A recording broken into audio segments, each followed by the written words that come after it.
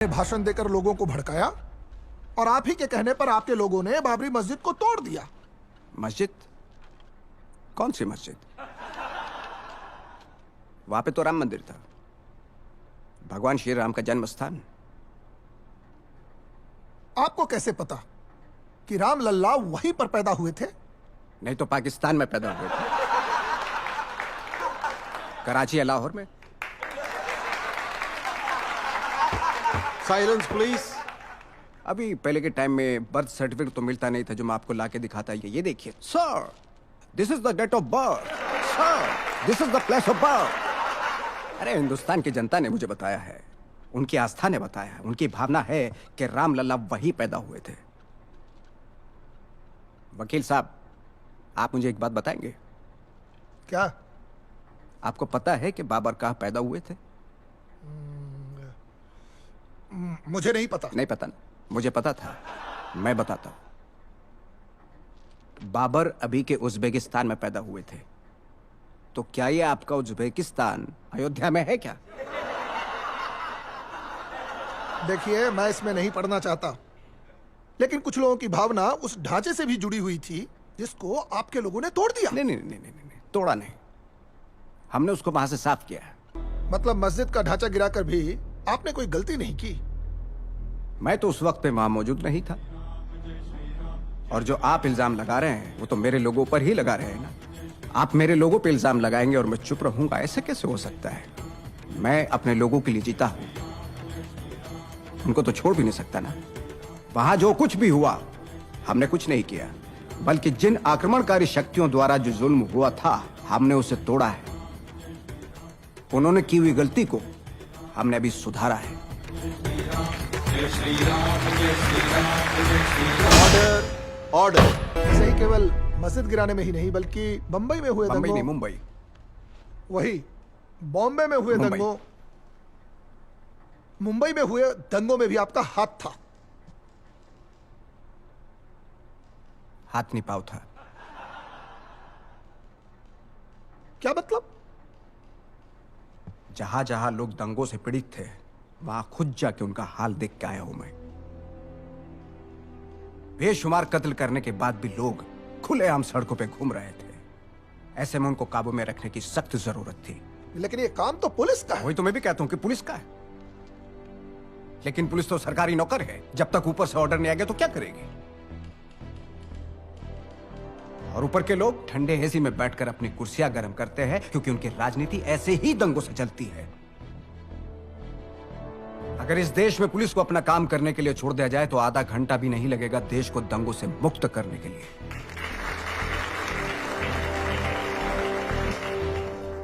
आप भी तो ऐसे ही दंगों की राजनीति करते हैं। नहीं नहीं नहीं, मुझे ऐसी राजनीति करने की जरूरत नहीं, लेकिन जब देश की बात आती है तो मैं राजनीति का खेल नहीं करता। आप तो खेल में भी राजनीति करते हैं।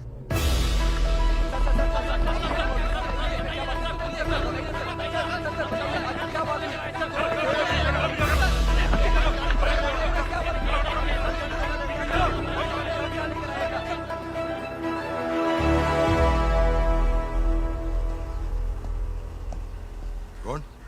दिलीप वेंगसरकर आणि जावेद मियादाद आलेत म्हणून सांगा. हेलो. वेळ घेतली आहे साहेबांची. ओके. दिलीप वेंगसरकर आणि जावेद मियांदाद आलेत. दिलीप वेंगसरकर आणि जावेद मियांदाद आलेत. काय करायचं? हा थांबा, वरती विचारून सांगतो.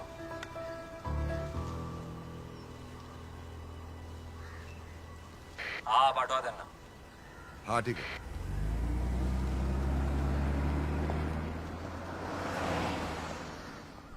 साहेब, जावेद इथे एका टीव्ही कार्यक्रमासाठी आला होता, तर तुम्हाला बघावं आणि भेटावं अशी त्याची इच्छा होती. बर, दे दो. सो म्हणून घेऊन आलो त्याला.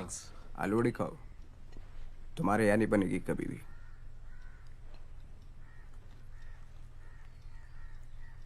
सर, मैंने आपके क्रिकेट के जुनून और जानकारी दोनों के बारे में बहुत सुना है. वो हमारी ये ख्वाहिश थी कि, मेरा मतलब है कि हमारी आपसे गुजारिश थी कि हिंदुस्तान के साथ फिर से क्रिकेट मैचेस शुरू हो जाए तो काय कर्नल, हा काय म्हणतोय? हो साहेब, म्हणजे तुमच्या परमिशन शिवाय ते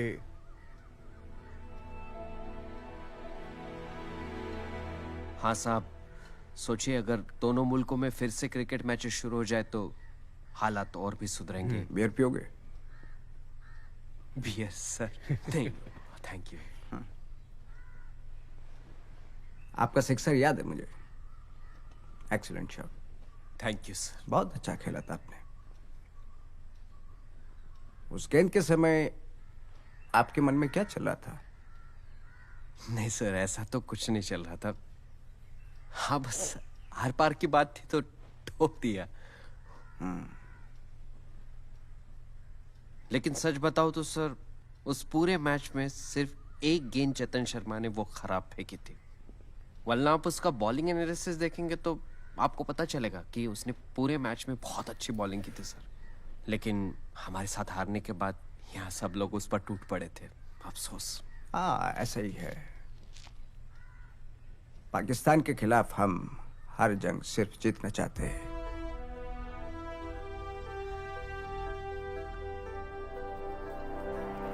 क्रिकेट ही एक ऐसा जरिया है जो दोनों मुल्कों में दोस्ती का पैगाम ला सकता है।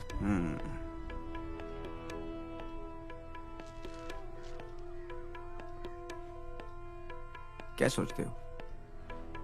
नहीं सर, मैं बस ऐसा सोच रहा था कि आप प्लीज क्रिकेट को मत रोकिए, दोनों मुल्कों में क्रिकेट होने दीजिए, इंशाल्लाह हमारे लिए बेहतर होगा। आप अपने देश के क्रिकेट के बारे में सोचते हैं और मैं मेरे क्रिकेट खेलने वाले देश के बारे में सोचता हूं।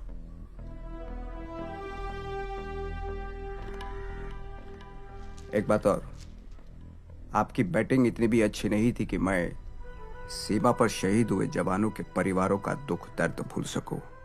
चाय पीजिए।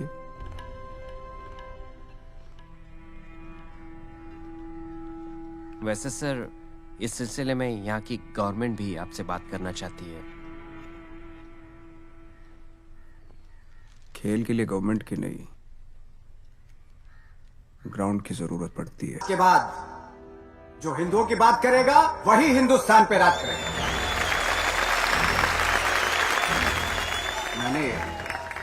मैंने प्रमोद महाजन को बोला कि जब महाराष्ट्र में मराठी मानुस मराठी बन के वोट कर सकता है तो हिंदू लोग हिंदू बन के वोट क्यों नहीं कर सकते? लेकिन आज रमेश प्रभु को जिताकर आप सब लोगों ने देश को हिंदुओं की ताकत दिखा दी है। हिंदुत्व का प्रचार न्यायालय भी रोक नहीं सकता। न्यायालय का कोई भी फैसला हो, शिवसेना हिंदुत्व के मुद्दे पर ही चुनाव लड़ेगी। गर्व से कहो, गर्व से कहो, गर्व से कहो, आई प्लीड गिल्टी। अगर इस देश से प्यार करना गुनाह है तो मैं गुनहगार हूं। अगर लोगों की भावनाओं की कदर करना गुनाह है तो मैं गुनहगार हूं। कानून के लिए लोग नहीं, लोगों के लिए कानून है। मुझे हमेशा से ही देश ने कटघरे में खड़ा किया है। मैं सही हूं या गलत, इसका फैसला आप नहीं, देश की जनता करेगी। क्योंकि सबसे ऊपर मैं एक ही अदालत को मानता हूं और वो है जनता की अदालत। आपके इस पूंजीवाद की वजह से जिन लोगों की रीढ़ की हड्डी पिस चुकी थी, मैंने उन्हें सीना तान के खड़ा रहना सिखाया। यह है मेरा गुनाह? इस सिस्टम ने जिस समाज को सालों साल गूंगा बना के रखा, उस समाज की आवाज बनकर मैंने सिस्टम को ललकारा। यह है मेरा गुनाह? और अगर यह गुनाह है तो मैं एक बार नहीं 100 बार दोहराऊंगा।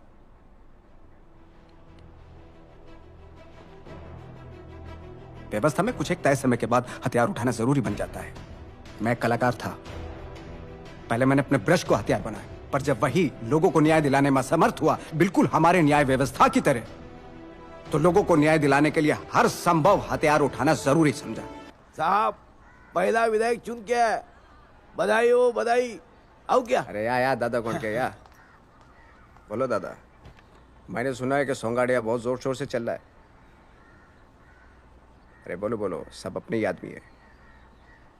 साहब सोंगाड्या कोहिनूर में एकदम हाउसफुल जा रहा था मतलब? मैंने थिएटर वालों को बोला फिल्म और कुछ हफ्ते चलने दो, तो उन्होंने कहा कि हम थिएटर नहीं देंगे, उनको मराठी फिल्म यहाँ नहीं लगानी। क्यों? उन्हें हिंदी फिल्म लगानी है। तेरे मेरे सपने।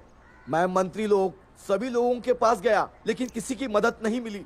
हिंदी फिल्म की हीरोइन है ना, जब कपड़े उतारती है तो सब आगे आगे जाते हैं। हाँ, लेकिन मराठी फिल्म उतार दी, हाँ, तो कोई भी आगे नहीं आया। हाँ, हमारी मराठी फिल्म उतार दी उन्होंने। महाराष्ट्र में मराठी फिल्म नहीं तो क्या मद्रासी फिल्म लगेगी? अब आप भी कुछ करो बाला साहब।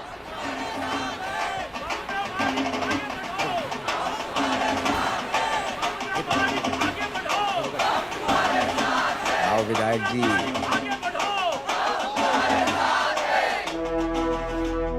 साहेब आशीर्वाद असू द्या।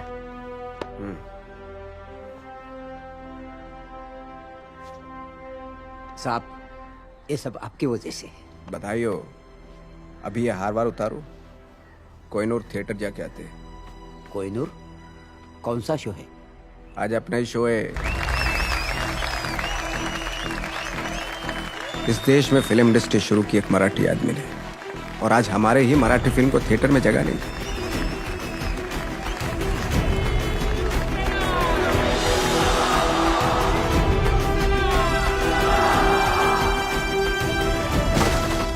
घर मेरा, बिस्तर मेरा और सपने तेरे, अभी ये सब यहां नहीं चलेगा। पहला हक क्या के मराठी लोगों का है, बाद में तेरे सपने, पहले मेरे सपने। अरे पहली रोटी मराठी कामगार को, पहली रोटी मराठी कामगारों को।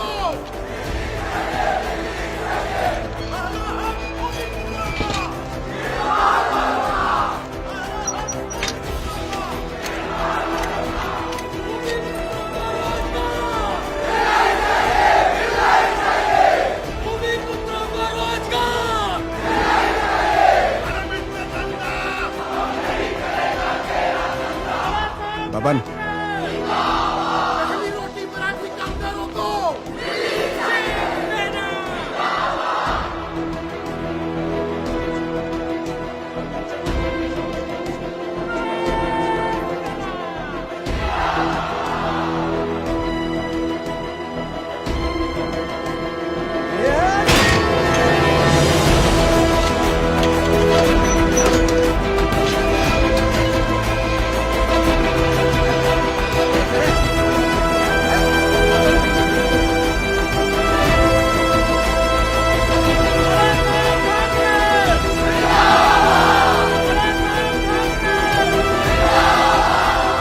मिस्टर नंदा, यहाँ की नौकरियों पर पहला हक यहीं के नौजवानों का होना चाहिए।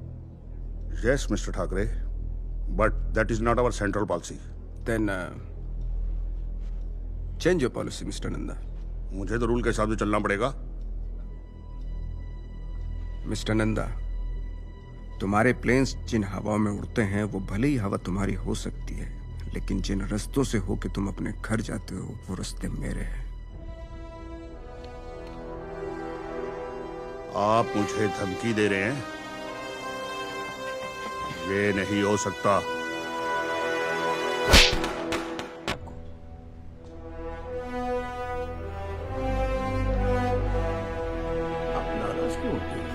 मैंने सुना है कि आप कहते हो कि महाराष्ट्र सिर्फ मराठी लोगों के लिए है। मैं देश की एकता और अखंडता में विश्वास करता हूँ।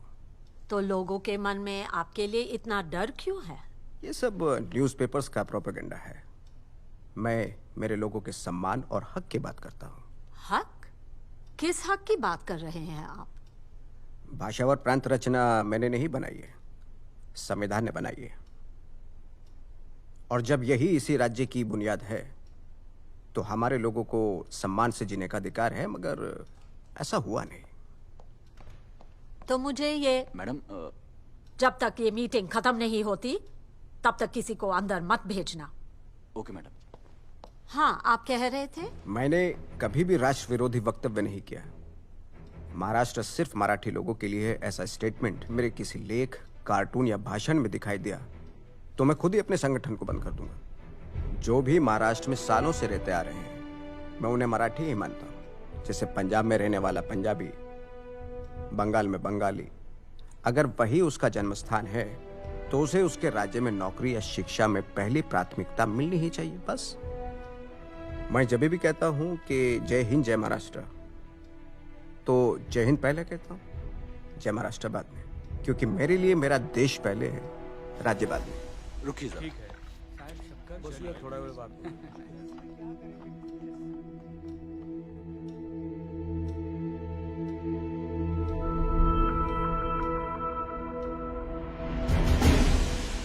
आप इमरजेंसी के बारे में क्या सोचते हो?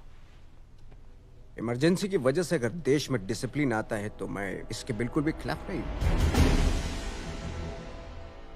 मेरे लोगों को आपके बारे में बहुत सारी गलत जानकारी थी शायद, इसलिए गलत फहमियां भी थी। खैर, कोई बात नहीं। मेरे प्रस्ताव के बारे में सोचिए जरूर। My state my people, they need me. फिर भी आपका धन्यवाद। जय हिंद। जय हिंद, जय महाराष्ट्र।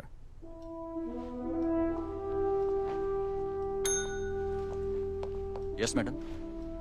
रजनी जी से वो फाइल लेके आना। जी लीजिए।